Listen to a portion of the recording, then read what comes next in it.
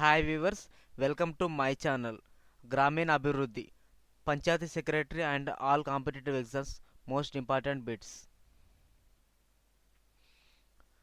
ఆంధ్రప్రదేశ్ పంచాయతీరాజ్ వ్యవస్థను క్రింది ఏ ముఖ్యమంత్రి కాలంలో ప్రవేశపెట్టారు?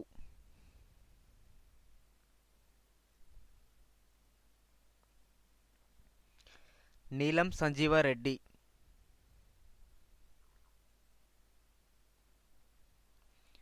రాజ్యాంగ సవరణ 73, 74 చట్టాల ప్రకారం రాష్ట్ర ఎన్నికల సంఘం వేటికి నిర్వహిస్తుంది?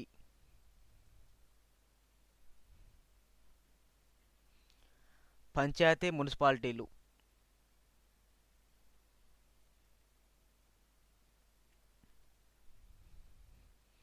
స్థానిక స్వపరిపాలన పంచాయతీలకు సంబంధించి 73వ రాజ్యాంగ సవరణ చట్టం వర్తించని రాష్ట్రాలను గుర్తించండి.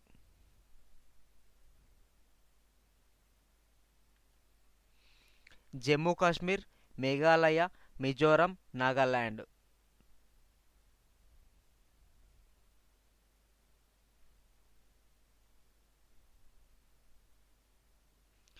పంచాయతీరాజ్ వ్యవస్థకు సంబంధించిన 73వ రాజ్యాంగ సవరణ చట్టం ఎప్పటి నుంచి అమల్లోకి వచ్చింది?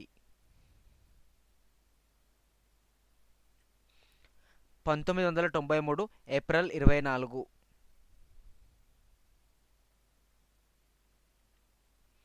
మన రాష్ట్రంలో జిల్లా స్థాయి, బ్లాకు స్థాయి, గ్రామ స్థాయి డివిజన్లు ఎప్పటి వరకు అమల్లో ఉండేవి? 1959.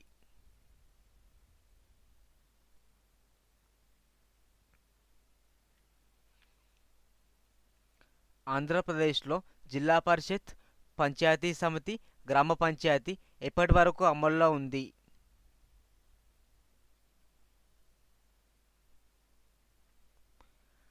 1985.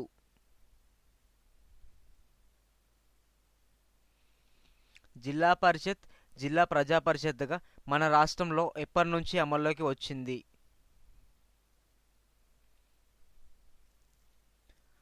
1986.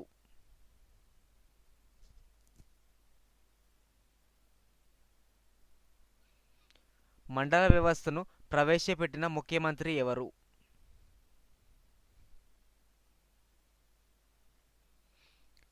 ఎన్టీ రామారావు.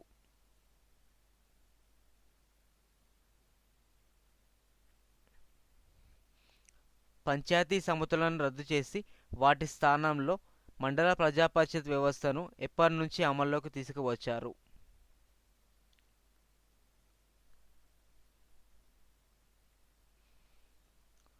1986.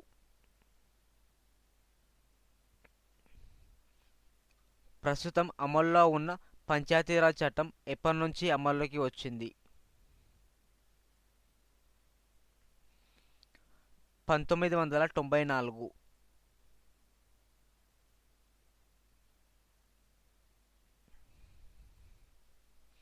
బల్వంతరాయ్ మెహతా కమిటీ ప్రతిపాదించిన మూడంచెల పంచాయతీ వ్యవస్థను ఆంధ్రప్రదేశ్ ఎప్పటి నుంచి అమలు చేస్తుంది?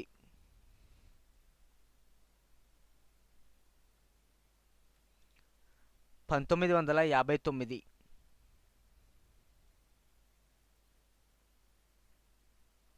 దేశంలో పంచాయతీరాజ్ వ్యవస్థను అమలు చేసిన రాష్ట్రంలో ఆంధ్రప్రదేశ్ ఎన్నవ స్థానంలో ఉంది? 2వ స్థానంలో ఉంది. మన రాష్ట్రంలో మండల పరిషత్తుగా పిలిచే వ్యవస్థను తమిళనాడులో ఏమని పిలుస్తారు? పంచాయతీ సంఘ్.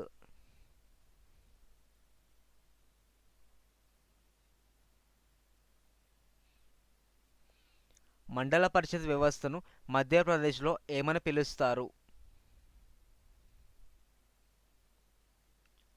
జానపద పంచాయతీ.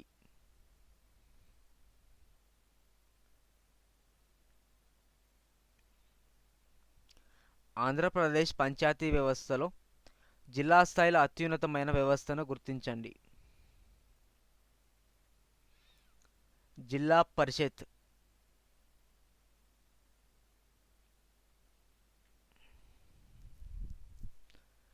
ఆంధ్రప్రదేశ్ రాష్ట్రంలోని జిల్లా పరిషత్ల సంఖ్య 13.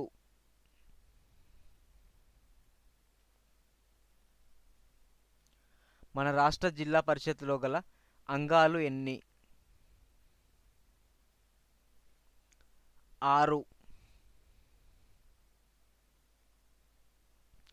ప్రాచీన కాలంలో గ్రామ పాలనకు సంబంధించిన గ్రామిక, గ్రామకూట లాంటి అధికారాల గురించి ప్రస్తావించిన వారు ఎవరు?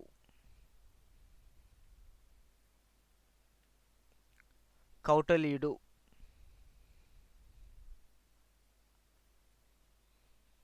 జిల్లా పరిషత్లో ఎన్ని స్థాయి సంఘాలుంటాయి? 7. 73వ రాజ్యాంగ సవరణ చట్టం ప్రకారం స్థానిక సంస్థలకు ఎన్ని అధికారాలను బదిలీ చేయాలి? 29.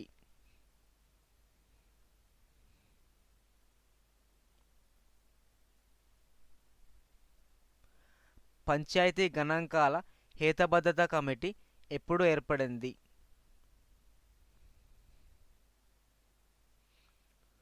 1960.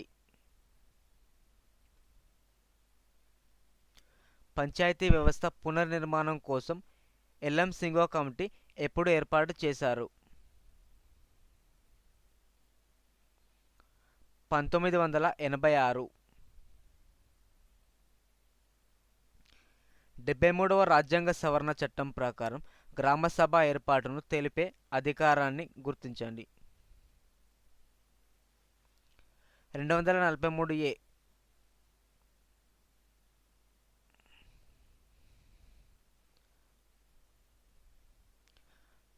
ప్రతి రాష్ట్రానికి ఇక ఫైనాన్స్ కమిషన్ ఉండాలని తెలియజేస్తున్న అధికరణం ఏది? 243I. రాష్ట్ర ఎన్నికల సంఘం గురించి తెలిపే అధికరణ ఏది? 243K. Local government in India రచయిత? ఎస్ఆర్ మహేశ్వరి. 73వ రాజ్యాంగ సవరణ తర్వాత ఆంధ్రప్రదేశ్లో మొదటిసారిగా పంచాయతీలకు ఎప్పుడు ఎన్నికలు జరిగాయి? 1995.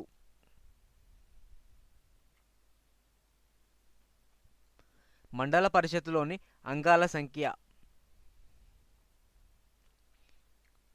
4.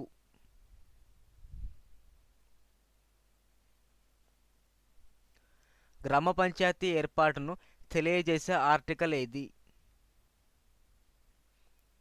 ఆర్టికల్ 40. ఆంధ్రప్రదేశ్ ప్రభుత్వం పట్వారీ, పటేల్, కర్ణం మన్సాబుల వ్యవస్థను ఎప్పుడు రద్దు చేసింది?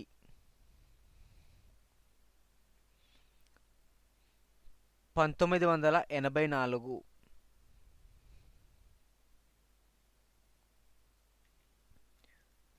వ్యవసాయ అభివృద్ధి కోసం భూమి మీద చేపట్టే ఏ విధమైన సంస్కరణలైనా భూ సంస్కరణలే అని నిర్వచించిన వారు ఎవరు?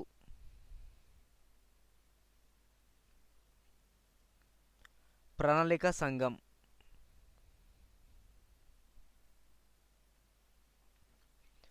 మన దేశంలో జాతీయ మహిళా కమిషన్ ఎప్పటి నుంచి అమల్లోకి వచ్చింది? 1992.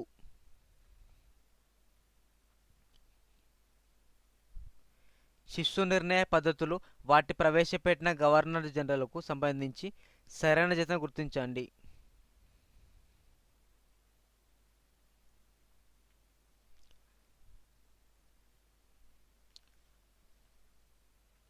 అన్నీ సరైనవే. మన రాష్ట్రంలో కౌలు పరిమాణం ఇంతకు మించి ఉండకూడదని ప్రభుత్వం చట్టం చేసింది. మాగాణి భూమి 25 నుంచి 30% మధ్య,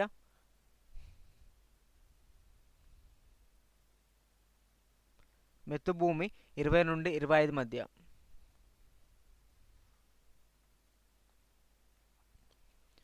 మన దేశంలో భూకమతాల గరిష్ట పరిమితికి అమలు చేసిన తొలి రాష్ట్రాన్ని గుర్తించండి. కేరళ.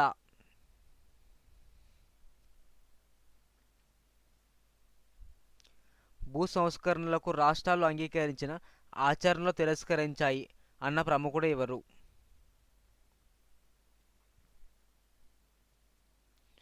తెడన్ జినెస్కీ.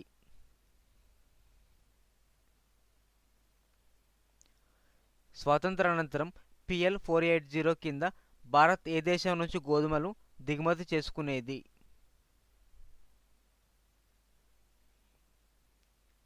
అమెరికా. రైతుల్లో నవ చైతన్యాన్ని కల్పించే జీవనాధార వ్యవసాయాన్ని పరిశ్రమగా మార్చే మార్పుల సమూహారమే ఏమిటి?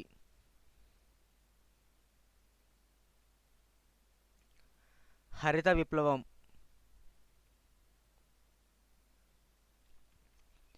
ఆహార ధాన్యాలను ప్రభుత్వం సేకరించేటప్పుడు మిల్లర్లు తప్పనిసరిగా ప్రభుత్వానికి ఆమదైన ఆహార ధాన్యాలను ఏమని పిలుస్తారు? లేవి సేకరణ. నాబార్డ్ ప్రధాన కార్యాలయం ఎక్కడ ఉంది? ముంబై. గ్రామీణ ప్రాంతాల్లో అవస్థాపన సౌకర్యాల కల్పనకు రూరల్ డెవలప్మెంట్ ఫండ్ను ఎవరు ఏర్పాటు చేశారు?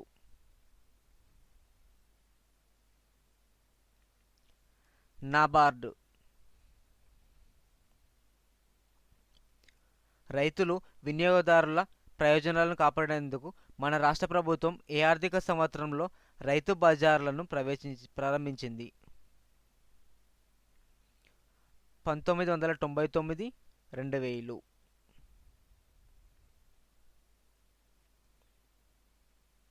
రైతు పండించిన పంటలో స్వయం వినియోగానికి విత్తనాలకు పోగా మార్కెట్లో అమ్మకానికి సిద్ధంగా ఉన్న ఉత్పత్తిని ఏమంటారు? కౌలు కాగల మిగులు.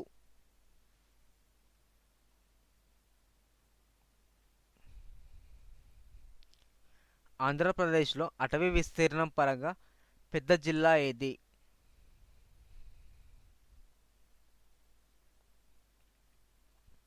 కడప.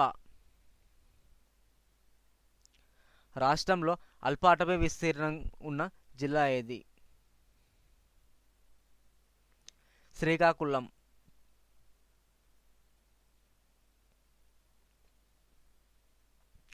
ఏ కమిటీ సిఫారసుల మేరకు ప్రధాని ఇందిరాగాంధీ కాలంలో నాబార్డును ఏర్పాటు చేశారు? శివరామన్ కమిటీ. 1998లో కిసాన్ క్రెడిట్ కార్డు పథకాన్ని మొదటిసారిగా ఎవరు రూపొందించారు? నాబార్డు.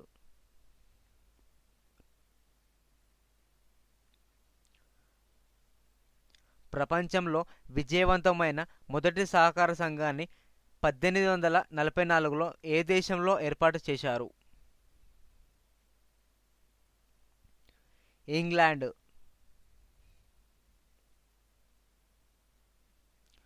మన దేశంలో సహకార రంగంలో అత్యధిక కర్మాగారాలను ఏ విభాగంలో స్థాపించారు? పంచదార. ఏపీలో 1918లో మొదటి సహకార సంఘాన్ని ఎక్కడ స్థాపించారు? గుండ్లవల్లేరు. సహకార పతాకాన్ని 7 రంగులతో తయారు చేశారు. ఇందులో పసుపు రంగు దేనికి చిహ్నం?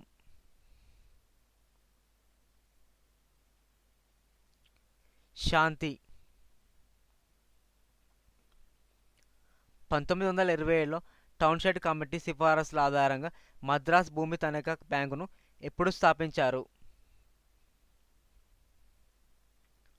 1929. దేశవ్యాప్తంగా పరిసరాల్ని పరిశుభ్రంగా ఉంచే పనిలో దేశ ప్రజలను భాగస్వాములను చేసే స్వచ్ఛ్ భారత్ ఏ సంవత్సరం వరకు అమలు చేయాలని నిర్ణయించారు? 2019 అక్టోబర్ 2. మన దేశంలో జాతీయ మహిళా కమిషన్ ఎప్పటి నుంచి అమల్లో వచ్చింది? 1992. స్త్రీ పురుషులకు సమాన పనికి సమాన వేతనం కల్పించి సమాన వేతన చట్టం ఎప్పుడు రూపొందించింది? 1976లో. 14 సంవత్సరాల వయసు వచ్చే వరకు బాలబాలికలకు ఉచిత నిర్బంధ ప్రాథమిక విద్య ఏర్పాటు చేయాలని రాజ్యాంగంలోని ఏ ఆర్టికల్ తెలుపుతుంది? 45. 2011 జనాభా లెక్కల ప్రకారం మన దేశంలో స్త్రీల అక్షరాస్యత శాతం ఎంత? 65%. రాజ్యాంగంలోని 73వ రాజ్యాంగ సవరణ అనుసరించి ఏ నిబంధన ప్రకారం పంచాయతీ లేదా స్థానిక సంస్థల్లో ఎన్నికల్లో 1/3 వంతు సీట్లను మహిళలకు కేటాయించాలి?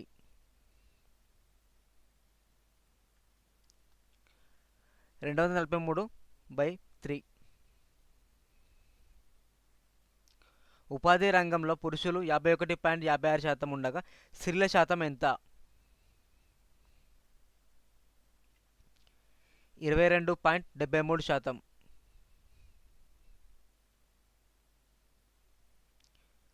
ఆంధ్రప్రదేశ్ మహిళా కమిషన్ చట్టాన్ని ఎప్పుడు ఏర్పాటు చేశారు?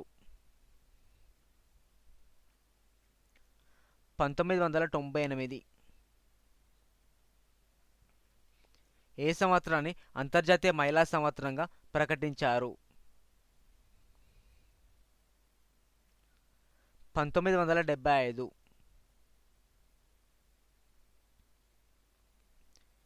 గ్రామీణ మహిళల్లో పొదుపు అలవాటును పెంచి వారి సామాజికంగా ఆర్థికంగా అభివృద్ధి చెందడానికి ఏపీలో డ్వాక్రా పథకాన్ని ఎప్పుడు ప్రారంభించారు?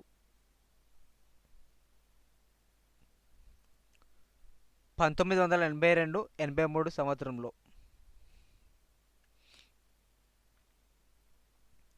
దేశం మొత్తం మీద డ్వాక్రా సంఘాలు ఎక్కువగా ఉన్న రాష్ట్రాన్ని గుర్తించండి. ఆంధ్రప్రదేశ్. మహిళల అమర్యాద నిరోధ చట్టాన్ని ఎప్పుడు చేశారు? 1986. గృహహింస చట్టం ఎప్పటి నుంచి అమల్లోకి వచ్చింది? 2006. కుటుంబ సమస్యలతో బాధపడుతున్న స్త్రీల మానసిక పరిస్థితిని మెరుగుపరిచేందుకు కుటుంబ కౌన్సిలింగ్ కేంద్రాలను ఎప్పుడు స్థాపించారు?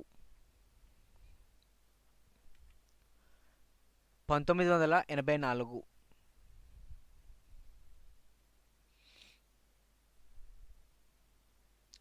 ఎన్టీఆర్ భరోసా పథకం ఎప్పటి నుంచి అమల్లోకి వచ్చింది? 2014 అక్టోబర్ 2. 2014 జూన్ 8న ముఖ్యమంత్రి గారు చంద్రబాబు నాయుడు తొలి సంతకం ఏ బిల్లుపై చేశారు?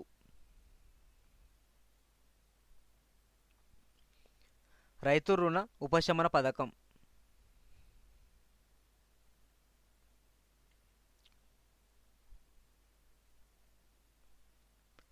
నిరుద్యోగ ఎస్సీ యువతకు నైపుణ్య అభివృద్ధిలో శిక్షణ అందించే కార్యక్రమం ఏది? చంద్రన్న చేయూత. దేశంలోనే తొలిసారిగా రాష్ట్రంలో షీ ఆటో పథకాన్ని ఎప్పుడు ప్రవేశపెట్టారు? 2014 September 15. Andhra Pradesh urban green and beautification corporation ఏ లక్ష్యం కోసం ఏర్పడింది?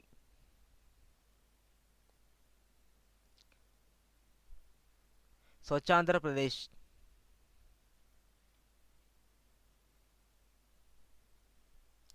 ప్రధానమంత్రి జన్ధన్ యోజన పథకం ఎప్పుడు ప్రారంభమైంది? 2014 ఆగస్టు 28.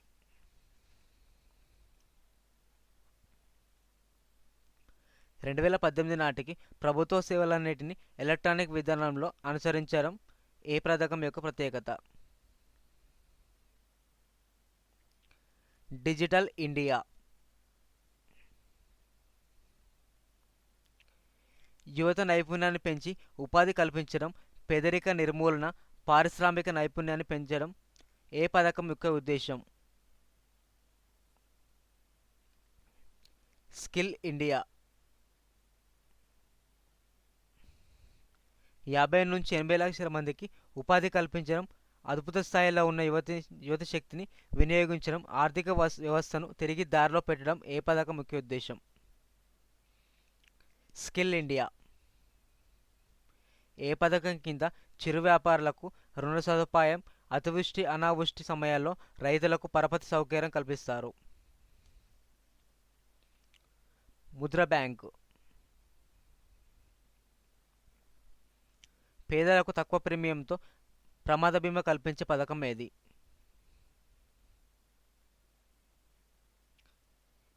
పిఎం సురక్ష బీమా యోజన.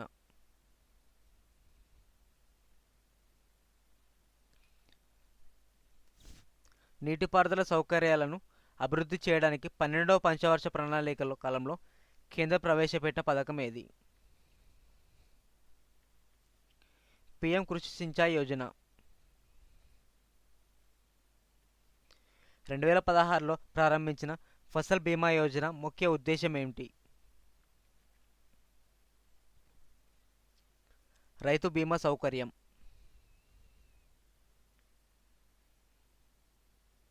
సంసద్ ఆదర్శ గ్రామ యోజన పథకం ముఖ్య ఉద్దేశం ఏంటి? పార్లమెంట్ సభ్యుల సంవత్సరానికి ఒక గ్రామాన్ని తీసుకొని ఆదర్శ గ్రామంగా అభివృద్ధి చేయడం.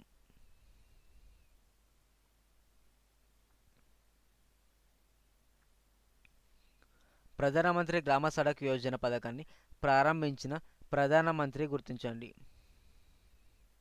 వాజ్పేయి.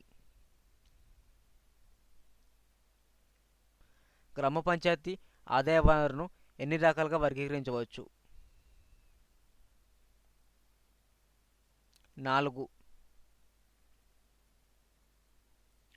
గ్రామ పంచాయతీలు తప్పనిసరిగా విధించే పన్నులు. ఇంటి పన్ను, ప్రకటనలపై పన్ను, నీటి పన్ను, కాంట పన్ను.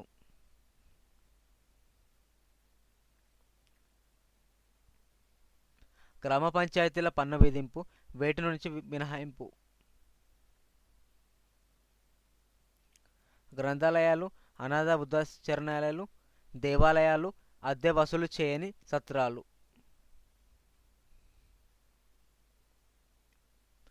గ్రామ పంచాయతీకి పన్నునే కాకుండా రుసుములు, సుంకాలు విధించే వసూలు చేసే అధికారాన్ని కల్పించిన చట్టం.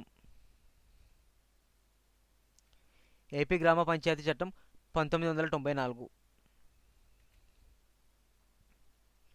గ్రామంలోని దేవాలయాలు, పండుగలు, ఉత్సవాలు మొదలైన వాటిని గ్రామ పంచాయతీ నిర్వహిస్తే వాటి నుంచి వచ్చే ఆదాయం ఎంత శాతం గ్రామ పంచాయతీకి చెందుతుంది? 100%. దేవాలయాలు, పండుగలు, ఉత్సవాలు మొదలైన వాటిని జిల్లా పరిషత్ నిర్వహిస్తే వచ్చే ఆదాయంలో ఎంత శాతం గ్రామ పంచాయతీకి జమ చేయాలి? 37.5%. రాష్ట్ర ప్రభుత్వం వసూలు చేసే వృత్తి పన్ను గ్రామీణ ప్రాంతాల్లో వసూలైన వాటిని దాదాపు ఎంత శాతం పంచాయతీలకు కేటాయిస్తారు? 90%. వ్యాపార వ్యవహారాలను వాటి స్వభావ ఆధారంగా వివిధ పుస్తకాలుగా విభజించడాన్ని ఏమంటారు? సహాయక చిట్టాలు. అరువు కొనుగోలు గురించి మాత్రమే చెప్పే పుస్తకం ఏది? కొనుగోలు చిట్టా. ఆదాయ వ్యయాల ఖాతాలో ఏమి ఉంటాయి? రెవెన్యూ అంశాలు. ఒంటి పన్ను విధానంలో ఇది తయారు చేయడం వీలు కాదు. అమ్మకాల నివేదిక. ఎలాంటి విద్యా అర్హత లేని ముస్లిం యువతకు వృత్తి నైపుణ్యంతో కూడిన విద్యను అందించేందుకు కేంద్రం 650 కోట్లతో ప్రారంభించిన పథకం ఏది? నయీ మంజిల్.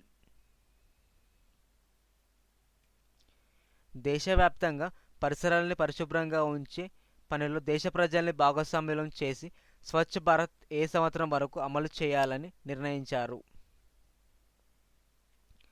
2019 అక్టోబర్ 2. ఈ వీడియో మీకు నచ్చినట్లయితే లైక్ చేయండి, మీ ఫ్రెండ్స్ షేర్ చేయండి. మరిన్ని ఇలాంటి వీడియోస్ పొందడానికి నా ఛానల్ సబ్స్క్రైబ్ చేయండి. Thanks for watching this video.